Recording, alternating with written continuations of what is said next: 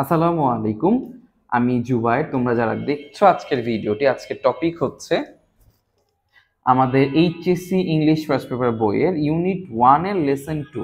যারা 25 সালে শিক্ষার্থী আছো তাদের বইয়ের ইউনিট 1 এর লেসন 2, এবং যারা 26 এর শিক্ষার্থী আছো বা তারপরে শিক্ষার্থী আছো তাদের ক্ষেত্রে ইউনিট 1 এই আছে এই প্যাসেজটা, বাট লেসনটা হয়তো এলোমেলো হতে পারে। তো আমাদের আজকের প্যাসেজের নাম হচ্ছে নেলসন ম্যান্ডেলা। প্যাসেজের নাম কি আজকে? Nelson Mandela. এই প্যাসেজের ট্যাগলাইনটা দেখো, from apartheid fighter to president. Nelson Mandela প্রথমে একজন অ্যাপারথেইড ফাইটার মানে বর্ণ বৈষম্য বিরোধী একজন যোদ্ধা ছিলেন, সেখান থেকে তিনি একজন প্রেসিডেন্টে পরিণত হয়েছেন। এখন এই প্যাসেজটা পড়ার আগে চলো আমরা একটু প্রেক্ষাপটটা জেনে আসি। যেমন এই নেলসন ম্যান্ডেলার কথাই যদি বলি, উনি যে দেশে বসবাস করতেন সেটা হচ্ছে সাউথ আফ্রিকা। South Africa. ওনার সময়কালে সাউথ আফ্রিকার চেহারাটা কিরকম ছিল আমি তোমাকে বলি। ওখানকার 70% মানুষ ছিলেন ব্ল্যাক পিপল। 70% মানুষ কি ছিলেন? ব্ল্যাক পিপল ছিলেন। আর অনলি 30% মানুষ ছিলেন সেখানে হোয়াইট পিপল। কিন্তু খুব আশ্চর্যের বিষয় হলেও এটা সত্য যে 70% মানুষ দেশের মোট ভূমির মাত্র 30% জায়গা জুড়ে থাকতেন, আর বাকি 87% জায়গা জুড়ে থাকতেন জাস্ট এই হোয়াইট পিপলরা। যেহেতু তারা দেশের মোট জমির বেশিরভাগ অংশ জুড়ে থাকছেন, তো ডেফিনেটলি দেশের রুল করতেন, দেশটাকে রুল করতেন বা দেশে শাসন করতো কারা? এই হোয়াইট পিপলরা। আর এই ব্ল্যাক পিপলরা বেচারারা মাত্র 13% জায়গা জুড়ে থাকতেছেন। তো ওইখানে তো ওনাদের খাদ্য সংকট হতো, অর্থ সংকট হতো। দ্যাটস ওয়াই ওনারা কি করতেন, এই যে 87% যে জায়গা আছে সেই জায়গায় চলে আসতেন কাজের সন্ধানে। তো তারা কাজ করতো কার আন্ডারে বলো তো স্যার? তারা কাজ করতো হচ্ছে এই যে 30% হোয়াইট পিপল দেখতে পাচ্ছ তাদের আন্ডারে। মোট কথা এই যে 30% মাত্র হোয়াইট পিপল, এরা পুরা 70% থেকে শুরু করে মোট দেশের যে মানুষ সবাইকে ওনারা শাসন করতেন, এবং শাসন তারা নর্মালি করতেন না, তারা ব্ল্যাকদেরকে just because of their body colour তারা তাদেরকে নিচু চোখে দেখতেন এবং তাদেরকে দিয়ে বাজেভাবে পরিশ্রম করাতেন, তাদের সাথে খারাপ আচরণ করতেন এবং তাদের কোনো রকম কোনো অধিকার দিতেন না। এই অধিকার না পাওয়ার জন্যই তারা হচ্ছে ক্ষুব্ধ হতে থাকে। তবে এই মানুষগুলাকে নিয়ে প্রথম যিনি সাহসিকতার সাথে কথা বলেন সেই মানুষটাই হচ্ছে আমাদের আজকের প্যাসেজের মূল নায়ক বলতে পারি আমরা, নেলসন ম্যান্ডেলা।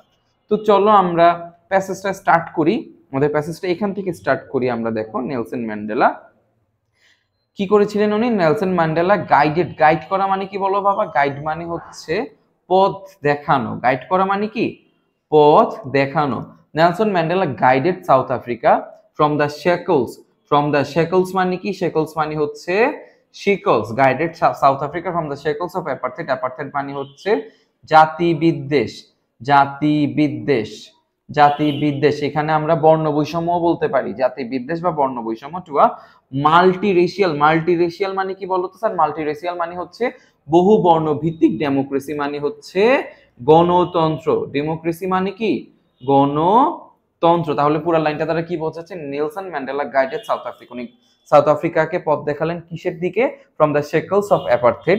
অ্যাপার্থেডের শিকল থেকে টু আ মাল্টিরেশিয়াল ডেমোক্রেসি, একটা বহু বর্ণ ভিত্তিক গণতান্ত্রিক দেশের দিকে উনি পথ দেখিয়ে নিয়ে গিয়েছেন। As an icon of piece. Icon মানে কি বলতো? আইকন মানে হচ্ছে প্রতীক। পিস মানে তো আমরা জানি, পিস মানে হচ্ছে শান্তি। উনি শান্তির প্রতীক ছিলেন। আরেকটা কি ছিলেন?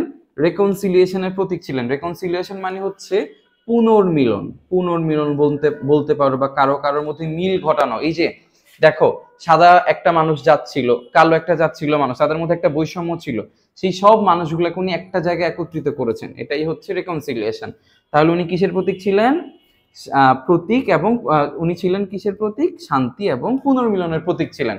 হু কেম টু এমবাডি। এমবাডি মানে কি জানো? এমবাডি মানে হচ্ছে বাস্তবে রূপ দান করা। বাস্তবে রূপ দান করা। উনি কি বাস্তবে রূপ দান করেছেন? The struggle for justice.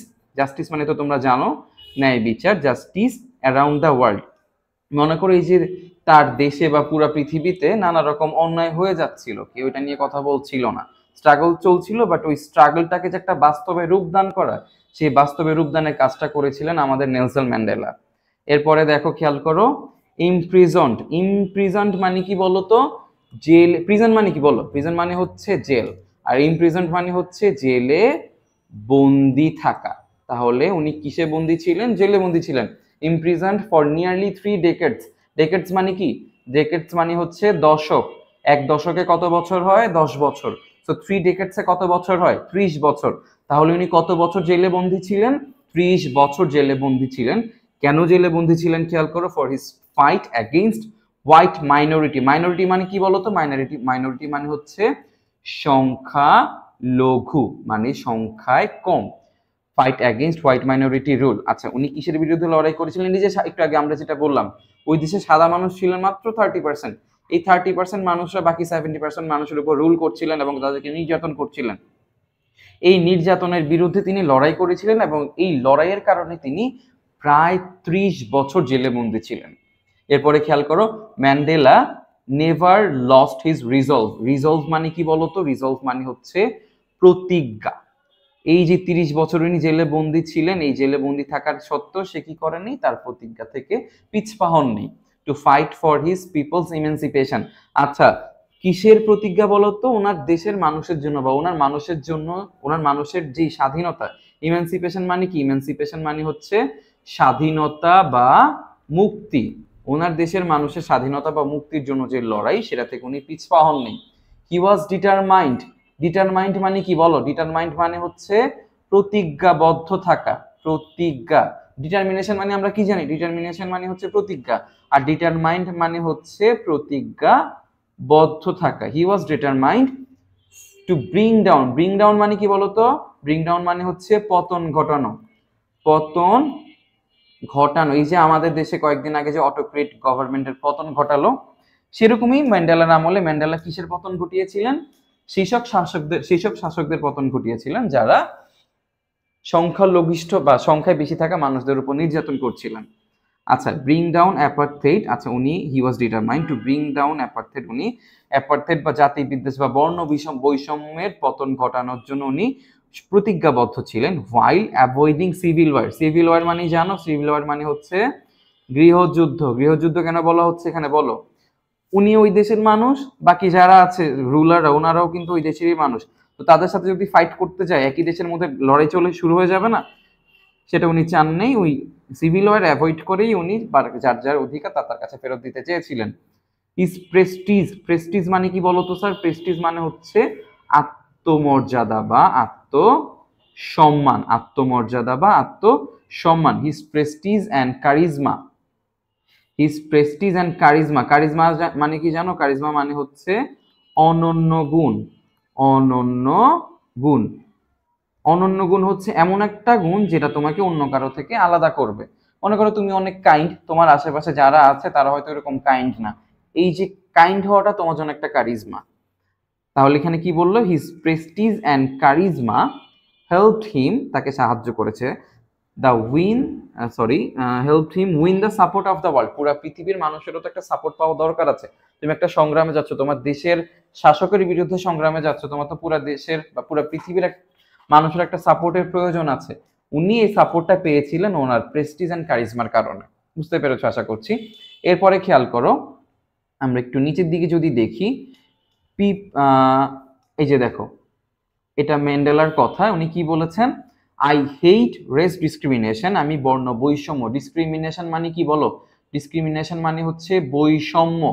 বৈষম্য। উনি কি ঘৃণা করেন? উনি রেস ডিসক্রিমিনেশনটাকে ঘৃণা করেন মোস্ট ইন্টেন্সলি। ইন্টেন্সলি মানে কি বলো?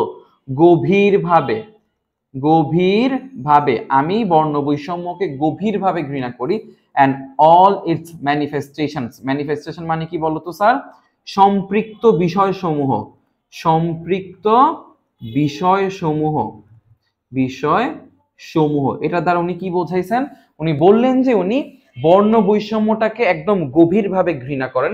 তার সাথে এটার সাথে যে সম্পৃক্ত বিষয়গুলো আছে, যেমন মনে করো রুলাররা বর্ণ বৈষম্য করেন দেখি তো তারা হচ্ছে কালো মানুষদের উপর অত্যাচার করতেছে, তো এটা সম্পৃক্ত বিষয় না? এই সম্পৃক্ত বিষয়গুলোকে উনি গভীরভাবে ঘৃণা করেন, মনের ভিতর থেকে ঘৃণা করেন। এরপর লাইনটা খেয়াল করো, আই হ্যাভ ফট it all during my life. উনি ওনার সারা জীবন জুড়ে এটার জন্য লড়াই করেছেন। আই উইল ফাইট ইট নাও। আমি এখন লড়াই করছি। And will do so until the end of my days. আমার জীবনের শেষ পর্যন্ত, আমি দেখো until the end of the days মানে কি, এন্ড অফ মাই ডেজ মানে কি, ওনার জীবনের শেষ পর্যন্ত উনি এটা নিয়ে লড়াই করে যাবেন। Mandela said in his acceptance speech, acceptance মানে কি বলতো, গ্রহণযোগ্য, অ্যাকসেপ্টেন্স স্পিচ গ্রহণযোগ্য ভাষণ। এই অ্যাকসেপ্টেন্স স্পিচ বা গ্রহণযোগ্য ভাষণ মানুষ কখন দেয় বলতো, যে কেউ যখন রাষ্ট্রপতি হয় বা প্রধানমন্ত্রী হন তখন একটা ভাষণ দিতে হয় না, তার খুব রিসেন্ট যখন হয়ে যান, এটাকেই বলে অ্যাকসেপ্টেন্স স্পিচ। তো উনি যখন প্রথম রাষ্ট্রপতি হলেন, দেখো পরের লাইনটা পড়ো, on becoming south আফ্রিকাস first black president in 1994, 1994 সালে উনি যখন প্রথম সাউথ আফ্রিকার ব্ল্যাক প্রেসিডেন্ট হলেন, হওয়ার পরে উনি ওনার যে অ্যাকসেপ্টেন্স স্পিচ ছিল সেখানে উনি বলেছিলেন এই কথা।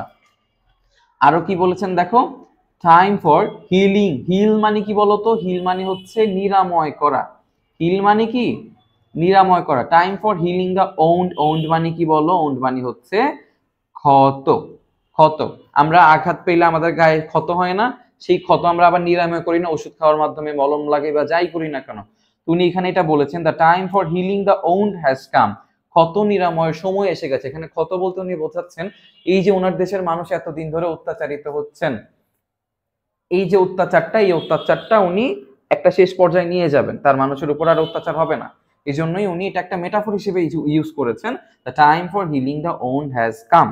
এরপরে দেখো the moment to bridge, bridge মানে কি বলতো, ব্রিজ মানে আমরা জানি সেতু, বাট এখানে ব্রিজ দ্বারা বোঝাচ্ছে একত্রিত করা। দেখো আমরা যখন ব্রিজ, মানে নর্মালি ব্রিজের কাজ কি, নদীর এই পারের সাথে ওই পারে একটা কানেকশন সৃষ্টি করা এবং দুইটা পারকে একত্রিত করা। সো আমরা ব্রিজ অর্থ কি বলতে পারি, একত্রিত করা। খেয়াল করো এখানে, তাহলে লিখে রাখো, নোট ডাউন করে রাখো, ব্রিজ অর্থ হচ্ছে একত্রিত করা, ব্রিজ অর্থ হচ্ছে এই যে একত্রিত করা। The moment to bridge the chasm, chasm মানে কি বলতো স্যার, ক্যাজম মানে হচ্ছে ফাটল, ক্যাজম মানে কি ফাটল, ফাটল, ফাটল। The moment to bridge the chasm that divide us has come, যেই ফাটলটা আমাদেরকে আলাদা করে রেখেছে সেই ফাটলটাকে একত্রিত করার সময় এখন এসে গেছে। এরপর খেয়াল করো, we have at last achieved hour, আমরা অবশেষে বা পরিশেষে কি অর্জন করলাম, অ্যাচিভ মানে অর্জন, এটা তোমরা নিশ্চয়ই সবাই জানো।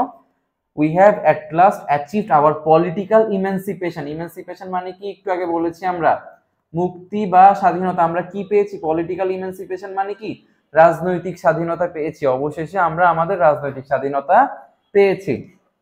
এরপর একটু খেয়াল করি নিচের দিকে আমরা, ইন 1993, 1993 সালে Mandela was awarded the Nobel peace prize. Mandela কি পুরস্কার পান বলো তো, ম্যান্ডেলা হচ্ছে 1993 সালে শান্তিতে নোবেল পুরস্কার পান। অ্যান্ড অনার হি শেয়ার্ড, এই সম্মানটা উনি কার সাথে শেয়ার করেন, উইথ এফ.ডব্লিউ.ডি. ক্লার্ক। এই এফ.ডব্লিউ.ডি. ক্লার্ক কে ছিলেন দেখো, the white south African leader, একজন সাদা সাউথ আফ্রিকান লিডার ছিলেন, হু ফ্রিড হিম, তিনি তাকে কি করেছেন, মুক্ত করেছেন, ফ্রম প্রিজন, জেল থেকে মুক্ত করেছেন 3 years আর্লিয়ার। ম্যান্ডেলার হয়তো আরো 3 বছর জেলে থাকার কথা ছিল, কিন্তু এই যে এফ.ডব্লিউ.ডি. ক্লার্ক নামের যে ভদ্রলোক, তিনি ম্যান্ডেলাকে সেই সময়ের 3 বছর আগে জেল থেকে মুক্ত করেছেন। অ্যান্ড নেগোশিয়েটেড, নেগোশিয়েট মানে কি বলো, নেগোশিয়েট মানে হচ্ছে আলোচনা। And negotiated the end of apartheid, উনি অ্যাপার্থাইড বা বর্ণ বৈষম্যের যেই শেষ হওয়া দরকার, এটা নিয়ে উনি কি করেছিলেন, বাকি যেই নেতারা ছিলেন তাদের সাথে আলোচনা করেছিলেন। Mandela went on to play a prominent role, prominent মানে কি বলতো, প্রমিনেন্ট মানে হচ্ছে বিশিষ্ট, প্রমিনেন্ট মানে কি বিশিষ্ট, আমরা বলি না he is a prominent journalist, মানে কি সে একজন বিশিষ্ট সাংবাদিক। Mandela went on to play a prominent role on the world stage as an advocate, advocate মানে কি বলো, অ্যাডভোকেট মানে হচ্ছে প্রতিনিধি, প্রতিনিধি। দেখো আমরা মনে করো আমাদের কোনো কেসের জন্য আমরা লয়ার নেই না, সেই লয়ার কি করে, আমাদের প্রতিনিধিত্ব করে না, এই জন্যই তো আমরা লয়ারদেরকে কি ডাকি, অ্যাডভোকেট ডাকি, প্রতিনিধি। তো এই ম্যান্ডেলা, ম্যান্ডেলা সাহেব কি করেছিলেন, কিসের প্রতিনিধিত্ব করেছিলেন, অ্যাডভোকেট অফ হিউম্যান ডিগনিটি, মানব সম্মানের প্রতিনিধিত্ব করেছিলেন। কোথায় প্রতিনিধিত্ব করেছিলেন, ওয়ার্ল্ড স্টেজে, বিশ্ব দরবারে। In the face of challenges ranging from political repression, repression মানে কি বলতো, দমন, বিভিন্ন পলিটিক্যাল রিপ্রেশন ওনার উপরে এসেছিল, সেটা সত্ত্বেও উনি মানব সম্মানটাকে, মানব সম্মানের প্রতিনিধিত্ব করেছেন বা মানব সম্মানটাকে বিশ্ব দরবারে ফুটিয়ে তুলেছিলেন। He formally left public life in 2004, 2004 সালে উনি পাবলিক লাইফ ত্যাগ করেন, মানে কি উনি হচ্ছে জনসম্মুখে থেকে একটু দূরে সরে যায়। In 2004 before his 86th birthday, ওনার 86তম জন্মদিনের আগে, টেলিং হিজ অ্যাডোরিং মানে কি বলতো স্যার? অ্যাডোরিং মানে হচ্ছে ভালোবাসার, অ্যাডোর মানে কি? অ্যাডোর মানে ভালোবাসা, অ্যাডোর মানে ভালোবাসা, আর অ্যাডোরিং মানে হচ্ছে ভালোবাসার, মানে তুমি যাকে ভালোবাসো, অ্যাডোরিং। কাদেরকে বলে গিয়েছে? অ্যাডোরিং কান্ট্রিম্যান। কান্ট্রিম্যান মানে হচ্ছে দেশবাসী, কান্ট্রিম্যান মানে হচ্ছে কি দেশবাসী, তার যে ভালোবাসার দেশবাসী ছিলেন, যাদের জন্য তিনি সারা জীবন সংগ্রাম করে গিয়েছেন, তাদেরকে এটা বলে গিয়েছিলেন। কি বলে গিয়েছিলেন দেখো, ডোন্ট কল মি, আমাকে ডেকো না, আই উইল কল ইউ, আমি তোমাদেরকে ডাকবো। বাট হি রিমেইন্ড মানে কি থাকা, he remained one of the world's most revered মানে কি বলতো স্যার? রিভার্ড মানে হচ্ছে আলোচিত, রিভার্ড পাবলিক ফিগার। উনি বিশ্বের মধ্যে যত পাবলিক ফিগার ছিলেন তাদের মধ্যে সবচাইতে বেশি আলোচিতদের মধ্যে একজন ছিলেন। কম্বাইনিং সেলিব্রিটি স্পার্কেল মানে কি বলতো? স্পার্কেল মানে হচ্ছে একটা জ্বলন্ত, মনে করো তোমাদের বার্থডে তোমার স্পার্কেল ক্যান্ডেল জ্বালাও না, স্পার্ক ক্যান্ডেল কি করে? একটা জ্বলন্ত ব্যাপার সৃষ্টি করে না? ওনার মধ্যে ওই সেলিব্রিটিদের যে জ্বলন্ত ব্যাপার, উইথ অ্যান আনওয়েভারিং মানে কি বলতো স্যার? আনওয়েভারিং মানে হচ্ছে অটল বা অবিচল, আনওয়েভারিং মেসেজ অফ ফ্রিডম। কিসের অটল বা অবিচল মেসেজ দিয়ে গিয়েছেন উনি? স্বাধীনতার। তারপর কিসের? রেসপেক্টের, হিউম্যান রাইটস এর, মানব অধিকারের, এই সব কিছুর আনওয়েভারিং মেসেজ উনি দিয়ে গিয়েছিলেন, বা ওনার মধ্যে এটা ছিলেন। He is at the epicentre of our time. Epicentre মানে কি বলো? এপিসেন্টার মানে হচ্ছে কেন্দ্র বিন্দু। তিনি কিসের কেন্দ্র বিন্দুতে ছিলেন? আমাদের সময়ের কেন্দ্র বিন্দুতে ছিলেন। আওয়ার্স ইন সাউথ আফ্রিকা, আমরা যারা সাউথ আফ্রিকাতে আছি তাদের, অ্যান্ড ইয়োর্স তোমাদের, হোয়ার এভার ইউ আর, তোমরা যেখানেই থাকো না কেন তোমাদের সবার কেন্দ্রবিন্দুতে, বা আমাদের সবার সময়ের কেন্দ্রবিন্দুতে তিনি ছিলেন। এটা কে বলেছেন? নাদিন গর্ডিমার। আর নাদিন গর্ডিমার কে ছিলেন? দ্য সাউথ আফ্রিকান রাইটার, একজন সাউথ আফ্রিকান রাইটার ছিলেন তিনি, এবং একজন কি ছিলেন? নোবেল লরেট ছিলেন, নোবেল লেখক ছিলেন তিনি একজন। অনস রিমার্ক মানে কি বলতো? রিমার্ক মানে হচ্ছে উল্লেখ করা। এই যে এই ভদ্রলোক, ইনি হচ্ছে নেলসন ম্যান্ডেলাকে নিয়ে এই কথাটা একবার বলেছিলেন। এরপরে খেয়াল করো, the years Mandela spend behind bars, Mandela যতগুলো বছর, বার মানে কি বলতো স্যার? বার মানে হচ্ছে মদ খাওয়ার বার না, কিন্তু এই বার মানে হচ্ছে জেল, এবার মানে হচ্ছে জেল। উনি ওনার জীবনের যতগুলো বছর বিহাইন্ড বারে ছিলেন বা জেলের মধ্যে ছিলেন, made him the world's most celebrated political prisoner. এটা ওনাকে কি বানাইছে? যত পলিটিক্যাল প্রিজনার ছিলেন, মানে রাজনৈতিকবিদরা যারাই জেলে ছিলেন, তাদের মধ্যে উনি সবচাইতে বেশি আলোচিত হয়েছেন, বা ওনাকে নিয়ে সবচেয়ে বেশি সেলিব্রেশন হয়েছে। And a leader of mythic stature. Mythic মানে কি বলতো স্যার? মিথিক মানে হচ্ছে পৌরাণিক। পৌরাণিক পৌরাণিক মানে কি বলতো? যাকে নিয়ে ইতিহাসে আলোচনা করা হয়। পৌরাণিক স্ট্যাচার মানে হচ্ছে মান।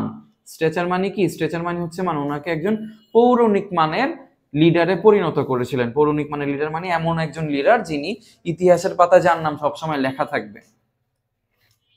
ফর মিলিয়ন্স অফ, কার জন্য? For millions of black south African and other oppressed people. Oppressed মানে কি? অত্যাচার। অপ্রেসড